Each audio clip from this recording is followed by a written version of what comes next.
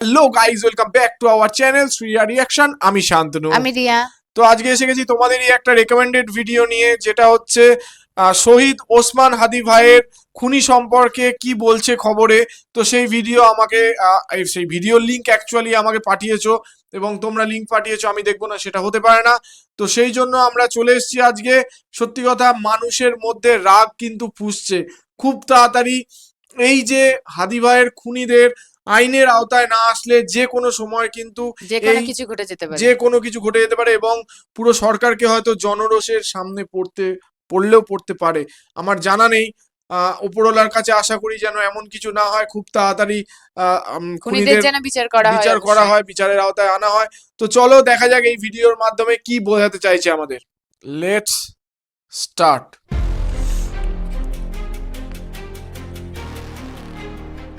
সাদা পাঞ্জাবি আর হাসি মাখা মুখ বাইরে থেকে দেখলে মনে হবে একজন আদর্শ জনপ্রতিনিধি, কিন্তু এই মুখোশের আড়ালে লুকিয়েছিল এক ভয়ঙ্কর খুনিসত্তা, যার ইশারায় রাজপথ রঞ্জিত হয়েছে নিজেরই রাজনৈতিক সহযোদ্ধার রক্তে।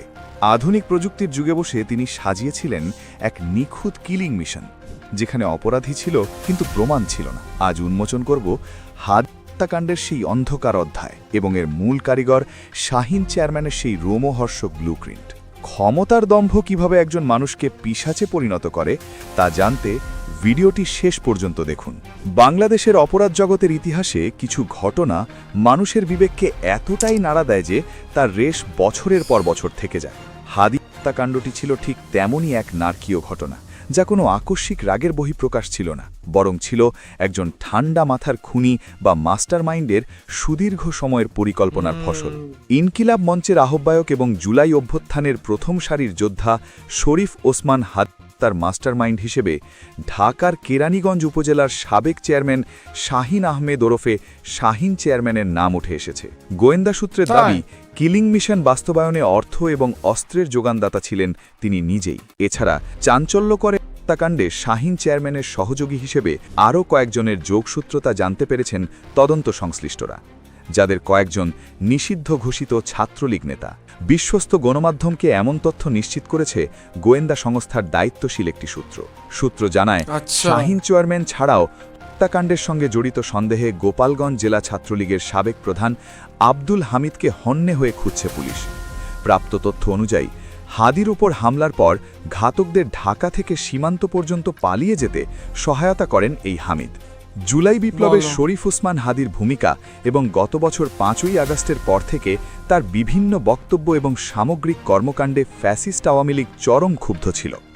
দলটি হাদিকে আওয়ামী লীগ এবং তাদের দোসরদের জন্য বড় বিপদ হিসেবে চিহ্নিত করে। এরপর হিটলিস্টের প্রথম টার্গেট হিসেবে হাদিকে তার ছক কষা হয়।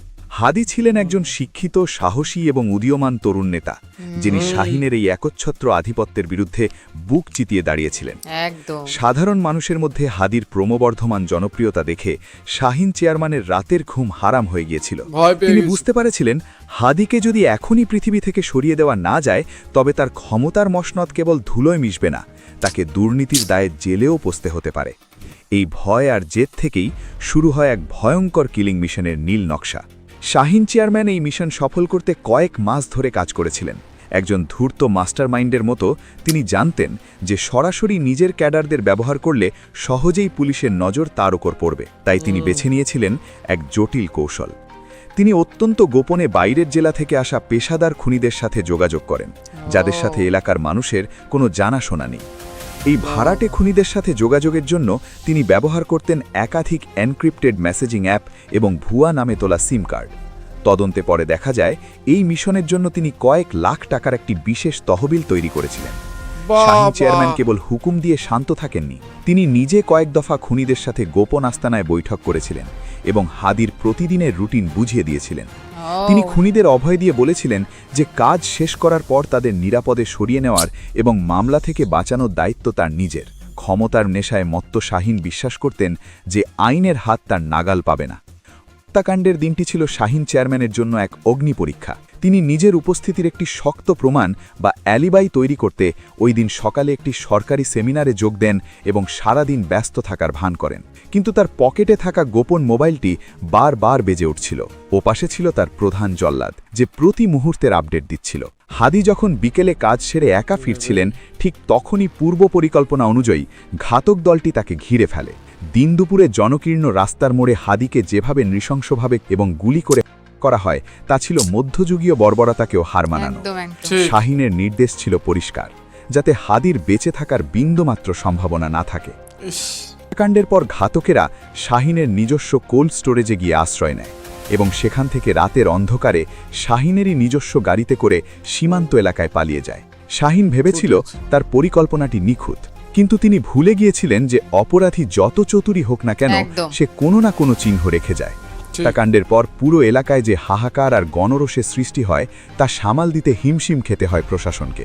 শাহিন শুরুতে ভুক্তভোগী সেজে হাদির জানাজায় অংশ নেন এবং বিলাপ করতে থাকেন। তার এই নিখুঁত অভিনয় দেখে অনেকেই শুরুতে তাকে সন্দেহ করেনি, কিন্তু তদন্তের ভার যখন বিশেষায়িত গোয়েন্দা সংস্থার কাছে যায় তখন জট খুলতে শুরু করে। গোয়েন্দারা হাদির যাতায়াতের পথের কয়েকশো সিসিটিভি ফুটেজ বিশ্লেষণ করেন এবং একটি নির্দিষ্ট মোটরসাইকেলের গতিবিধি সন্দেহজনক মনে করেন। সেই মোটরসাইকেলের সূত্র ধরে যখন একজনকে গ্রেফতার করা হয়, তখন বেরিয়ে আসে কেঁচো খুঁড়তে সাপ। গ্রেফতারকৃত ব্যক্তিটি ছিল শাহিনের ব্যক্তিগত দেহরক্ষীর ঘনিষ্ঠ আত্মীয়। রিমান্ডে জিজ্ঞাসাবাদের এক পর্যায়ে সে ভেঙে পড়ে এবং স্বীকার করে যে শাহিন চেয়ারম্যান স্বয়ং এই পেছনে কালকাঠি নেড়েছেন। গোয়েন্দারা ডিজিটাল ফরেন্সিকের মাধ্যমে শাহিনের সেই গোপন ফোনটির লোকেশন ট্র্যাকিং করেন এবং দেখতে পান যে হত্যাকাণ্ডের সময় তিনি অনুষ্ঠানে থাকলেও তার গোপন ফোনটি এর সাথেই ছিল। শাহিনের পতন ছিল অত্যন্ত নাটকীয়। যখন তার গ্রেফতারি পরোয়ানা জারি হয় তখন তিনি তার রাজনৈতিক গুরুদের পা ধরে বাঁচার চেষ্টা করেছিলেন, কিন্তু হাদি হত্যার নৃশংসতা এবং জনগণের তীব্র চাপের মুখে কেউ তার পক্ষে দাঁড়ানোর সাহস পায়নি। গ্রেফতার হওয়ার পর শাহিন চেয়ারম্যানের আস্তানা থেকে উদ্ধার করা হয় বিপুল পরিমাণ অবৈধ অস্ত্র এবং সেই টাকা যা তিনি খুনিদের দেওয়ার জন্য জমা করে রেখেছিলেন। তদন্তে বেরিয়ে আসে যে শাহিন কেবল হাদিকেই নয়, এর আগেও আরও অনেককে গুম করার পরিকল্পনা করেছিলেন। তিনি ছিলেন একটি বিশাল অপরাধী সিন্ডিকেটের প্রধান, যারা প্রশাসন এবং রাজনীতির ভেতরে একটি সমান্তরাল রাষ্ট্র পরিচালনা করছিল। তার এই কিলিং মিশনটি ছিল মূলত এলাকার অন্য সকল প্রতিবাদী মানুষের জন্য একটি বার্তা, যাতে ভবিষ্যতে কেউ তার বিরুদ্ধে মুখ খোলার সাহস না পায়। কিন্তু প্রকৃতির বিচার ছিল ভিন্ন। শাহিন যে ভয়কে পুঁজি করে রাজত্ব করতে চেয়েছিলেন, সেই ভয়ই এখন তাকে কারাগারের অন্ধকার প্রকোষ্ঠে গ্রাস করেছে। এই পুরো ঘটনাটি আমাদের রাজনৈতিক সংস্কৃতির এক কর্দর দিক ফুটিয়ে তোলে, যেখানে চেয়ারম্যানের মতো দায়িত্বশীল ব্যক্তি ঠান্ডা মাথায় নিজেরই কর্মীকে হত্যার পরিকল্পনা করেন, সেখানে সাধারণ মানুষের নিরাপত্তা কোথায়? এই প্রশ্নটি বড় হয়ে দাঁড়ায়। হাদি হত্যাকাণ্ড আমাদের শিখিয়ে যায় যে ক্ষমতার মদমত্ততা মানুষকে কতটা নিচে নামাতে পারে। শাহিন চেয়ারম্যান নিজেকে অপরাধ জগতের ঈশ্বর মনে করেছিলেন, কিন্তু শেষ পর্যন্ত তিনি একজন সাধারণ কয়েদি হিসেবেই চিহ্নিত হলেন। এই মিশনটি ছিল বিশ্বাসঘাতকতা, লোভ এবং জিঘাংসার এক চরম উদাহরণ। শাহিন চেয়েছিলেন হাদিকে কবর দিয়ে তার রাজত্ব নিরাপদ করতে, অথচ হাদির রক্তই তার সাম্রাজ্য ধ্বংসের কারণ হয়ে দাঁড়িয়েছে। আজ হাদি নেই, কিন্তু তার আদর্শ আর শাহিনের প্রতি ঘৃণা প্রতিটি মানুষের মনে গেঁথে আছে। এই দীর্ঘ মামলার বিচারকার্য এখনও চলছে এবং দেশবাসী অধীর আগ্রহে অপেক্ষা করছে সেই দিনটির জন্য, যেদিন এই মাস্টার মাইন্ডের সর্বোচ্চ শাস্তি কার্যকর হবে। হাদি হত্যাকাণ্ডের এই কালো ইতিহাস যুগে যুগে মানুষকে মনে করিয়ে দেবে যে অন্যায় করে কেউ কোনোদিন টিকে থাকতে পারেনি এবং পারবেও না। সত্য যেমন সূর্যের আলোর মতো প্রখর, অপরাধীর পরিণতিও ঠিক তেমনি অবধারিত। শরীফ ওসমান হাদি হত্যাকাণ্ড কেবল একজন ব্যক্তিকে সরিয়ে দেওয়া নয়, বরং এটি ছিল একটি রাজনৈতিক ষড়যন্ত্রের চূড়ান্ত রূপ। শাহিন আহমেদের মতো অপরাধীরা যখন রাজনীতির লেবাস পরে প্রশাসন এবং জনপদ নিয়ন্ত্রণ করে, তখন বিচারহীনতার সংস্কৃতি জেঁকে বসে। বর্তমানে আইন শৃঙ্খলা বাহিনীর কঠোর অবস্থান এবং তদন্তের অগ্রগতি সাধারণ মানুষের মনে ন্যায় বিচারের আশা জাগিয়েছে। তবে মূল হোতারা দেশের বাইরে থাকায় তাদের ফিরিয়ে আনা এবং দৃষ্টান্তমূলক শাস্তি নিশ্চিত করাই এখন বড় চ্যালেঞ্জ। কেরানীগঞ্জের সাধারণ মানুষ এবং হাদির পরিবার এখন তাকিয়ে আছে প্রশাসনের দিকে, যাতে করে শাহিন চেয়ারম্যান ও তার সহযোগীদের সকল অপরাধের সঠিক বিচার হয় এবং দেশ থেকে এই রাজনৈতিক মাফিয়াতন্ত্র নির্মূল হয়। ঠিক। তো সত্যি ভিডিওটার মধ্যে মানে অ্যাকচুয়ালি অনেক কিছু অজানা তথ্য দেখলাম যেগুলো আমরা এতদিন জানতামই না। মানে এর পেছনে আমি তো ভাবছিলাম যে অ্যাকচুয়ালি যে শুট করেছে মানে ও অ্যাকচুয়ালি যে ভাড়া করা শুটার, এটা আমি অরিজিনালি জানতাম না যে মানে এর পেছনে কেউ কলকাঠি নাড়ছে, এটা আমি জানতাম না। আমি জানতাম যে যে শুটার সেই হয়তো কোনো একটা রাজনৈতিক হুম। মতলবের জন্য সেই জন্য হাদি ভাইকে গুলি করেছে, কিন্তু এখন জানতে পারছি যে এর পেছনে চেয়ারম্যান রয়েছে। তবে যদি এরকমই হয়ে থাকে তবে আমার একটুখানি সন্দেহ, এই অ্যাঙ্গেলটাও কিন্তু পসিবল যে চেয়ারম্যানের ওপরেও কোনো মাথা আছে কিনা সেটা কিন্তু মানে তদন্ত সাপেক্ষ, অবশ্যই তদন্ত করে দেখতে হবে যে এর ওপরে কোনো মাথা আছে কিনা। আর যদি এর ওপরে মাথা থেকে থাকে তাহলে সেই মাথাকেও ধরতে হবে, কারণ কি দেখা যাচ্ছে তো এরকম হতে পারে যে চেয়ারম্যানটাকে ঢাল করে সে ওপরের মাথাটা বাঁচতে চাইছে। কারণ অ্যাকচুয়ালি সত্যি কথা বলতে হাদি ভাইয়ের ভেতরে সেই পোটেনশিয়াল ছিল যে একজন মানে ভয় জাতি, পেয়েছিল। একদম একদম একটা দেশ চালানোর মতন, বা হয়তো মেবি, আমি হয়তো বেশি বলতে পারি, আমি জানি না, হয়তো মেবি ইন ফিউচার প্রধানমন্ত্রীও হতে পারতেন না, সেই পোটেনশিয়াল তো ছিল। তো হয়তো সেইখান থেকেই ভয় পেয়ে হয়তো কোনো বড় কর্তা এই চেয়ারম্যানের থ্রুতে তাকে শেষ করার বা হ্যাঁ, সেই হত্যা করার সম্ভাব্যটাকে চেষ্টা নষ্ট করেছে, করার জন্য। একদম সেই সম্ভাব্যটাকে নষ্ট করার জন্যই হয়তো ওনাকে হত্যা করেছে, এরকমও তো হতে পারে। তো এটা একদম মানে ঠান্ডা মাথায় একটা প্রি প্ল্যান্ড মার্ডার, যেটা আমরা হুম, দেখে বুঝলাম।